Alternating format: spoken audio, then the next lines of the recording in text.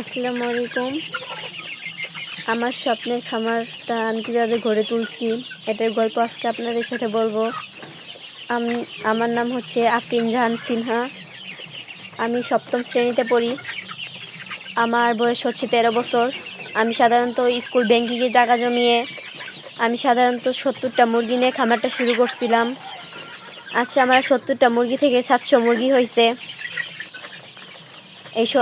আমি তখন ব্যাংক থেকে টাকা তুলে আমার মাকে টাকাটা দিছিলাম। আমার মা আমাকে 70টা মুরগি কিনে নিয়ে এসে দিয়েছিল।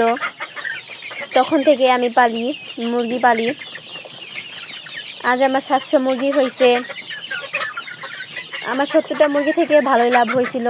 তখন আমি ওই টাকা আরও টাকা আমার মার কাছ থেকে নিয়ে আমি এই ব্যবসাটা শুরু করি। আমার এখন সাধারণত 700 মুরগি আছে আমার খামারে। দেশি মুরগি আর মিশরি ফার্মে মুরগি আছে। আমি সাধারণত স্কুলে যাই তখন আমার আম্মু দেখে আমার খামারটা। আমি যখন বাসায় থাকি তখন আমি আমার মুরগিগুলোকে ভ্যাকসিন থেকে শুরু করে সব কিছু আমি নিজেই করি। ভ্যাকসিন করতে হয়, আমি ওষুধটাও আমি দেই।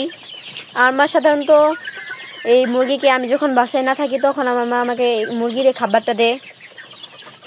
আমার জন্য সবাই দোয়া করবেন, আমার খামারের জন্য সবাই দোয়া করবেন। আমি যাতে আমার খামারটাকে আরও একটু বড় করতে পারি, ভবিষ্যতে যেন আমার মা বাবার পাশে আমি দাঁড়াতে পারি। আমার জন্য সবাই দোয়া করবেন।